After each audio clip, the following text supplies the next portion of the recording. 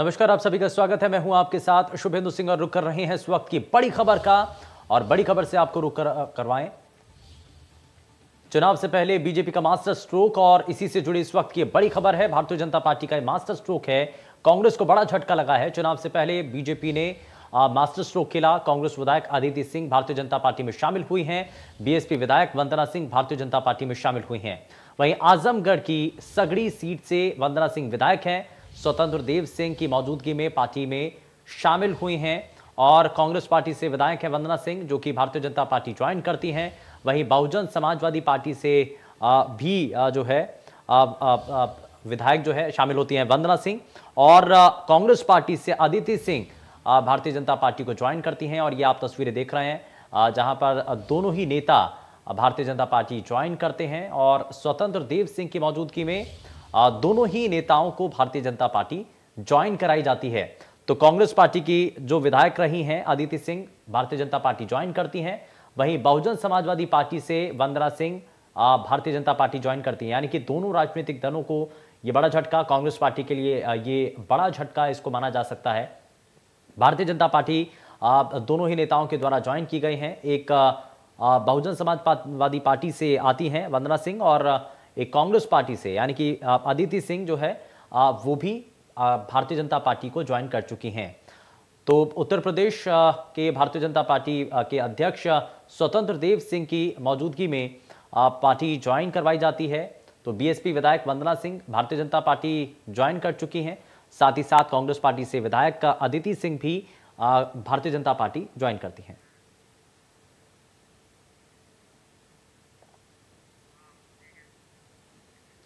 और खबर बलिया से, जहां योगी सरकार के कैबिनेट मंत्री अनिल राजभर ने अखिलेश यादव और ओम प्रकाश राजभर को लेकर के बड़ा बयान दिया। अनिल राजभर ने कहा कि नमाजवादियों से ना घबराएं, ना बीजेपी घबराती है। नमाजवादियों ने देश के महापुरुषों की आत्मा को ठेस पहुंचाया।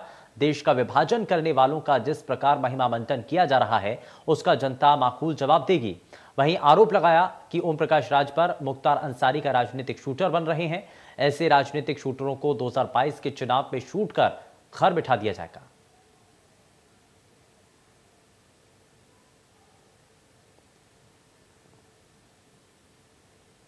देखिए, नमाजवादियों से जरा भी घबराने की जरूरत नहीं है और ना ही भारतीय जनता पार्टी घबराती है।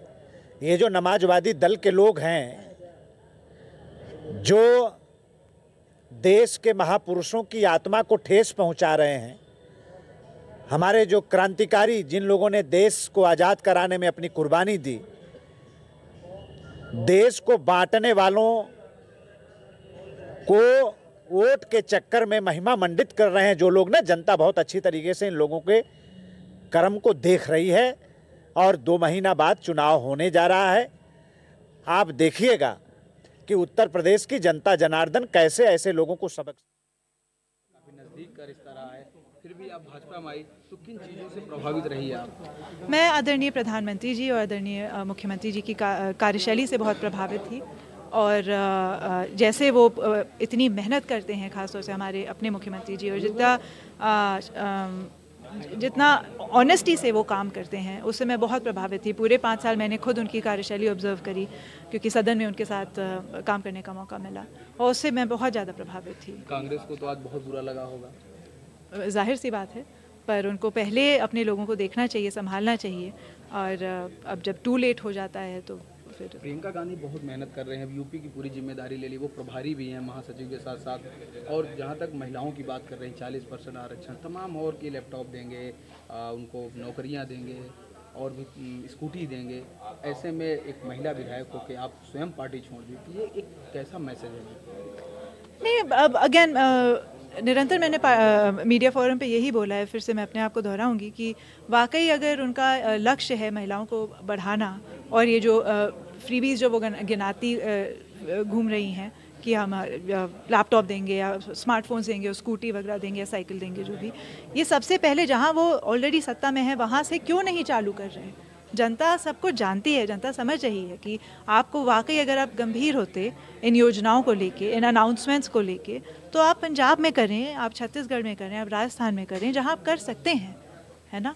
तो कोई मतलब मुझे नहीं लग रहा कि कोई इन बातों में आ रहा है। वहीं बगल में अमेठी जिला है जहाँ पर राहुल गांधी सांसद थे, वो राष्ट्रीय अध्यक्ष भी पार्टी के हैं पूरे देश के कांग्रेस के, वो वहाँ से हार गए जी। अब क्या रायबरेली, अगर आप चूंकि कांग्रेस से बीजेपी में आई हैं तो निश्चित रूप से कांग्रेस के लिए खतरा है? मैं तो पूरा प्रयास करूंगी, जैसे मैंने हमेशा किया है। जैसे मैंने कहा कि जब हमारा परिवार कांग्रेस में नहीं भी था तब भी मेरे फादर साहब ये सीट जीत के आते थे, और मेरा बस यही प्रयास है कि उसी पैटर्न पे चल के अपनी जनता में बनी रहूं और ज़्यादा से ज़्यादा अपने क्षेत्र के लिए काम करूं। तो क्या कांग्रेस यहाँ से शून्य हो जाएगी? मैं अपनी सीट पे ज़्यादा से ज़्यादा मेहनत करके जिता के लाने का वादा करती हूँ। बाकी तो कांग्रेस पार्टी से विधायक वंदना सिंह जो कि भारतीय जनता पार्टी को ज्वाइन कर चुकी हैं, और इस दौरान अदिति सिंह जो है यहाँ पर अपनी बातों को रखती हुई नजर आ रही थी, और अदिति सिंह ने इस दौरान कई चीजों को साफ किया। उन्होंने कहा कि अगर, और चलिए जरा वंदना सिंह क्या कह रही हैं वो उनको भी सुनते हैं। देखिए, मुझे यही कहना है, मैंने सबको कहा है कि बीजेपी एक मंदिर है और आज मैंने मंदिर में प्रवेश लिया है, और उस मंदिर के भगवान योगी आदित्यनाथ, माननीय प्रधानमंत्री मोदी जी हैं, और मैं उनकी नीतियों में विश्वास रखते हुए आज मैंने बीजेपी में ज्वाइन किया है। क्या कहेंगे मैम, कुछ कहेंगी बीएसपी मायावती के बारे में? नहीं, कुछ नहीं कहेंगे, बस मेरा पक्ष नहीं जाना गया, मैं उनके बारे में और ज़्यादा कुछ नहीं कहूँगी। मेरा पक्ष नहीं जाना गया, मेरी गलती नहीं बताई गई और मुझे निलंबित कर दिया गया। तो बहुजन समाजवादी पार्टी से विधायक वंदना सिंह थी, जो कि भारतीय जनता पार्टी ये भी ज्वाइन कर चुकी हैं।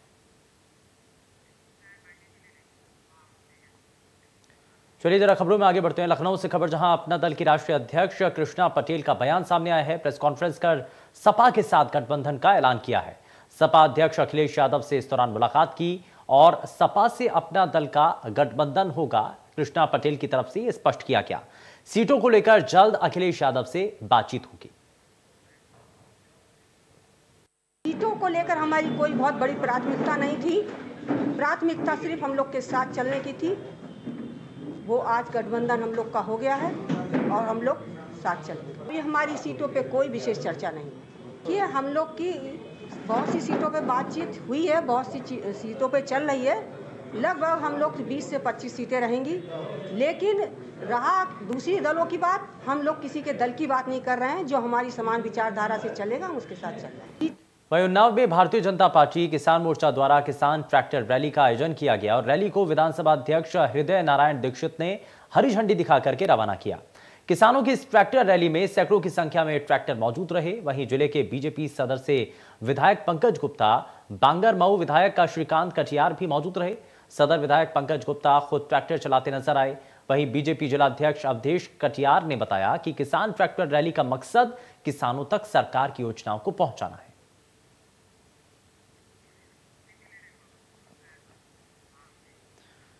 अनुसूचित जाति आयोग के पूर्व अध्यक्ष और इटावा लोकसभा सीट से बीजेपी सांसद रामशंकर कठेरिया ने जीआईसी मैदान में कठेरिया समाज का एक सम्मेलन का आयोजन किया।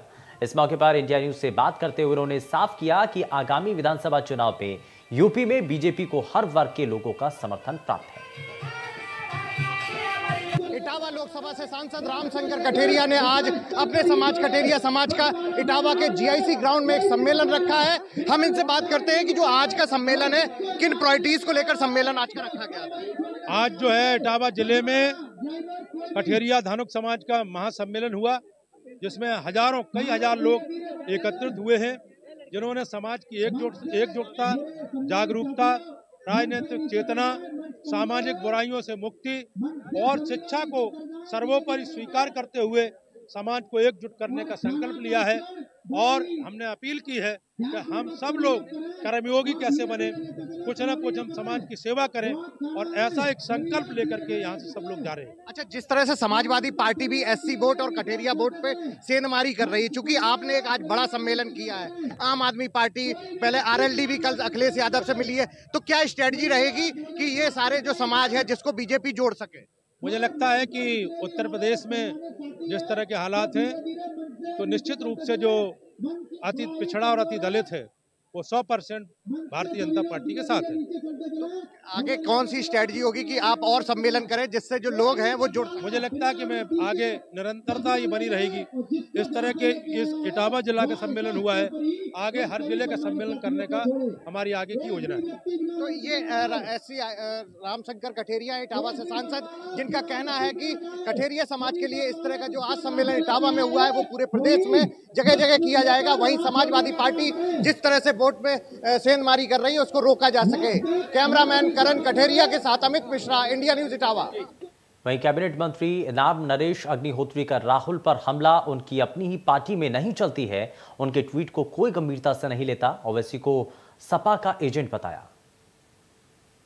राहुल गांधी को लगता है कि सरकार ने कहीं आंकड़ा जो जिनकी कोविड से मौत हो गई थी उनकी सरकार आंकड़ा छुपाई है, तो उन्होंने ट्वीट किया है। उन्होंने कहा कि सरकार सही आंकड़ा बताए और साथ ही उन्होंने उनके परिजनों के 4 लाख मुआवजा देने की सरकार से मांग की। हमारे साथ बातचीत करने के लिए राम नरेश अग्निहोत्री जी हैं, जो योगी सरकार में कैबिनेट मंत्री है। सर, राहुल गांधी का एक ट्वीट आया है, वो कह रहे हैं कि सरकार सही आंकड़ा बताए और साथ ही उनके परिजनों के मुआवजा के तौर पे 4 लाख रुपया दे। राहुल गांधी जी का ट्वीट या उनका मैसेज और केवल सोशल मीडिया तक वो सीमित होकर रह गए हैं, इसलिए उनको न उनकी पार्टी गंभीरता से लेती है न देश गंभीरता से लेता है। और जहाँ तक रही मौत के आंकड़े की बात, वो सरकार पहले ही बता चुकी है, सारे स्टेट ने बताया है, केंद्र ने भी बताया। उनके पास कोई आंकड़ा अलग से हो तो वो बताएं राहुल गांधी जी। ये तो पुरानी बात है, सब पूरा स्टेट के हिसाब से होता है। जो मृत्यु का आंकड़ा हर स्टेट जारी कर चुका। आप कह रहे हैं कि सरकार, उनकी पार्टी भी उनके ट्वीट को गंभीरता से नहीं लेती। वो तो कांग्रेस के आप लोगों का आरोप रहता है वो युवराज है, कांग्रेस में तो उनकी हनक अपनी चलती है। नहीं, कांग्रेस में इतनी चलती है कि कांग्रेस को धीरे धीरे खत्म करते जा रहे हैं, यही हनक चल रही है।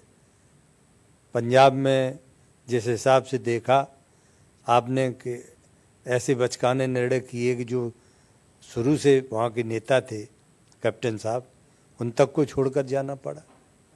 2022 के लिहाज से कल 2 युवा उत्तर प्रदेश के मिले हुए, हालांकि गठबंधन लोगों को पहले भी रहा है, जयंत चौधरी और अखिलेश यादव। क्या मानते हैं 2022 में आपके लिए परेशानी खड़ा करेगी उनकी जोड़ी? क्या परेशानी खड़ा करेगी? पहले भी तो लोग इकट्ठा हो चुके हैं, सब सपा, बसपा, कांग्रेस, रालोद सब इकट्ठा हो चुके, कभी विधानसभा के चुनाव में, कभी लोकसभा के चुनाव में, लेकिन कुछ बिगाड़ तो नहीं पाए, क्योंकि हमारे ऊपर जनता का आशीर्वाद है। हम 50+ की लड़ाई लड़ रहे हैं, 50% से अधिक समर्थन हमारे साथ है। हम जनता में बराबर संपर्क में, हमने सेवा करने का काम किया है हमारी दोनों डबल इंजन की सरकारों ने, और इस नाते कोई चिंता की बात नहीं है। कहीं चाहे वो रालोद से गठबंधन करें, चाहे माननीय ओम प्रकाश राजभर जी से गठबंधन करें, जिससे भी करें, चाहे ओवैसी से कर लें, हमें कोई कठिनाई नहीं। हमारे साथ बातचीत करने के लिए राम नरेश अग्निहोत्री जी, उन्होंने कहा कि राहुल गांधी के बचकाना हरकत का परिणाम रहा कि कैप्टन अमरिंदर सिंह जैसे आदमी को सीएम पद छोड़ना पड़ा। साथ ही जयंत चौधरी और अखिलेश यादव के गठबंधन पे उन्होंने कहा कि पहले भी वो लोग साथ रह चुके हैं, और ओवैसी पर उन्होंने तंज कसा कि वो किसके हैं ये बताने की जरूरत नहीं है, वो समाजवादी पार्टी के इशारे पे ही काम कर रहे हैं। सहयोगी हरिओम के साथ रजनीश पांडे, इंडिया न्यूज। खबर बलिया से है, जहां ओवैसी के यूपी में शाहीन बाग बनाने के विवादित बयान पर भाजपा विधायक सुरेंद्र सिंह ने पलटवार करते हुए कहा कि यूपी को शाहीन बाग बनाने की हिम्मत करने वालों के लिए पोस्टमार्टम हाउस तैयार है, इसके लिए कुछ भी सोचना नहीं है। योगी राज में शाहीन बाग बनाने वाले और दंगा कराने वाले दंगा नहीं करा पाएंगे। दंगा कराने वालों के लिए जिंदगी की ये सबसे बड़ी भूल साबित होगी। भाजपा विधायक ने कहा कि योगी सरकार में उनका रास्ता तय हो चुका है। जो दूसरों की जान लेकर दंगा कराना चाहता है, ऐसे लोगों को धरती पर रहने का अधिकार है। तो क्या आपको लगता है कि वो वैसी बना पाएंगे शाहीन बाग यूपी को? यूपी में शाहीन बाग बनाने की हिम्मत करने वाले को उसका जो है पोस्टमार्टम हाउस जो है बस तैयार है, उसमें सोचना नहीं है। उसमें यहाँ उत्तर प्रदेश में दंगा करने वाला, उत्तर प्रदेश में शाहीन बाग बनाने वाला और दंगा करने वाला जो कोई होगा तो वो दंगा नहीं कर पाएगा। शायद उसके जीवन की सबसे बड़ी भूल होगी और उसका जो रास्ता है वो तय हो चुका है। जोगी जी के ज़माने में रास्ता तय हो चुका है। दंगाइयों को इस धरती पर रहने का अधिकार नहीं है। जो दूसरे के जान को लेने के लिए दंगा करेगा उसको खुद ही जो है इस धरती को छोड़ के जाना पड़ेगा। आज जोगी जी उसके लिए सक्षम उदाहरण है। एकदम लहराता हुआ फकीर जो है उसमें कहीं से सोचने की बात नहीं है। अंत में सिर्फ एक सवाल कि इंडोनेशिया आगरा में बढ़ती महंगाई के विरोध में महिला कांग्रेस कार्यकर्ता भाजपा के खिलाफ सड़कों पर नजर आएगी और शहर महिला कांग्रेस की ओर से जन जागरूकता अभियान की शुरुआत की जा रही है। इस अभियान के माध्यम से शहर कांग्रेस महिला कार्यकर्ता गली गली मोहल्ले मोहल्ले जाकर लोगों को भाजपा की जन विरोधी नीतियों से रूबरू कराएंगे। साथ ही बढ़ती महंगाई के विरोध में आम जनमानस को एकजुट भी करेंगे, जिससे सरकार बैकफुट पर आए और महंगाई पर लगाम लग पाए। महंगाई के विरोध में कांग्रेस महिला कार्यकर्ता ने एक नई रणनीति बनाई है। ढोलक मजीरों के साथ गली गली मोहल्ले मोहल्ले में जाके जनता को जागरूक करेंगी और भाजपा की जन विरोध नीतियों से रूबरू कराएंगी। और उनका ये कहना है कि भाजपा जाएगी तभी महंगाई घटेगी, ऐसा उनका सोचना है। हम आपको बताना चाहते हैं कि 2022 के चुनाव बेहद नज़दीक है। सारी राजनीतिक पार्टियां अपने अपने हाथ आजमा रही हैं। कहीं ना कहीं कांग्रेस पार्टी भी इस लाइन में लगी हुई है। कांग्रेस पार्टी किसी भी तरह की कोई भी कोर कसर नहीं छोड़ना चाहती है। वो उनका कहना है कुछ भी करना पड़े, कैसा भी करना पड़े, लेकिन भाजपा को यहाँ से भगाना है। आगरा से रिंकी उपाध्याय, इंडिया न्यूज़। गाजियाबाद की आबोहवा जहरीली होती चली जा रही है। दिल्ली एनसीआर से लेकर गाजियाबाद तक प्रदूषण की स्थिति बिगड़ती हुई नजर आ रही है। चारों तरफ धुंध की सफेद चादर नजर आ रही है। वहीं गाजियाबाद का एयर क्वालिटी इंडेक्स 300 के पार तक पहुंच चुका है। वहीं पिछले 2 दिनों तक प्रदूषण के स्तर में राहत मिली थी। पिछले 2 दिनों की राहत के बाद एक बार फिर से पॉल्यूशन का अटैक एनसीआर पर हुआ है। गाजियाबाद की मैं बात कर रहा हूँ, जहाँ पर आज फिर से एयर क्वालिटी इंडेक्स जो है वो 300 के पार चला गया है। मैं आपको तस्वीरों में दिखाने की कोशिश करता हूँ। ये देखिए, वसुंधरा इलाके का ये 347 AQI है, इंदिरापुरम में 352 है और लोनी में सबसे ज़्यादा 377 है। हालांकि जहां मैं मौजूद हूं ये इंदिरापुरम के पास का इलाका है, लिंक रोड है। आप देखिए काफ़ी धुंधलापन जो है वो तब भी है जब धूप जो है काफ़ी हद तक निकल आई है, लेकिन स्मोक जो है वो कम नहीं हुआ है। चारों तरफ घुमाकर तस्वीर दिखाने की कोशिश करें तो सामने देखिए वहाँ भी आपको ये धुंधलापन जो है नज़र आएगा। एयर क्वालिटी इंडेक्स अगर सोमवार और मंगलवार की बात करते हैं तो वो 300 से नीचे चला गया था और ऐसा लगा कि एक राहत मिल गई, लेकिन इस धुएं और धूल से जो है फिर से मुश्किल खड़ी हो गई है, क्योंकि आज एयर क्वालिटी इंडेक्स पिछले 2 दिनों की तुलना में 300 के पार चला गया, जैसा कि हमने आपको दिखाया। इसके कई कारण हैं। फैक्ट्रियों का धुआं है, इसके अलावा बढ़ता हुआ जो ट्रैफिक रोड पर है उसका प्रेशर है, इसके अलावा कंस्ट्रक्शन साइट्स को लेकर भी कई सवाल जो हैं वो उठे। छिड़काव की व्यवस्था जो है वो रोड पर की ज़रूर जा रही है, लेकिन वो उतनी कारगर साबित नहीं हो पा रही है अगर पॉल्यूशन से पूरी तरह से निपटने की बात करें।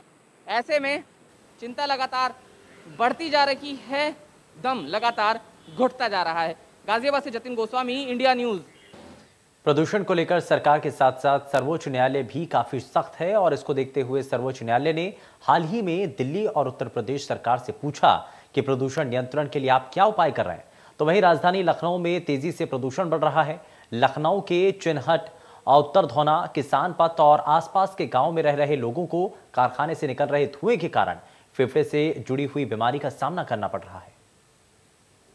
हम खड़े हैं लखनऊ के तारा का पुरवा गांव में, जहां प्लाई कारखाने से निकल रहे धुएं को लेकर यहाँ के आसपास रहने वाले लोगों में काफ़ी आक्रोश भी है और इनको काफ़ी समस्याएं भी हैं। आइए हम इन्हीं से जानते हैं इनको किस तरह की समस्या का सामना करना पड़ रहा है। आप अपना नाम बताएं। भारत प्रसाद। यहाँ क्या समस्या होती है इस कारखाने से? इससे धुआं निकलता है चिमनियों से और उससे स्वास्थ्य के ऊपर बुरा प्रभाव पड़ता है। इसका स्वास्थ्य बीमारी हो जाती है और खेतों में फसलों का नुकसान होता है। सरसों जैसे लगी है, सरसों में गिर जाता है तो पैदा नहीं होती, कीड़े लग जाते हैं सरसों में। तो इसकी शिकायत कभी आपने इस कारखाने को लेकर किसी अधिकारी से या किसी से की? आज तक कोई हमारे गांव में कोई अधिकारी आए नहीं। फिर भी आपने शिकायत तो किसी को किया होगा, आपके तमाम लोग होंगे जो जाके? स्वास्थ्य केंद्र में किया था, डॉक्टर साहब को बताया था। वो एक बार देख गए थे, जो स्वास्थ्य मरीज थे उनको देख गए थे, वो दवाई दे गए थे। आपने कभी अपने विधायक को ये समस्या नहीं बताई? नहीं, विधायक से हमसे कोई मुलाकातें नहीं हुई है, न हम उनको जानते हैं न पहचानते हैं।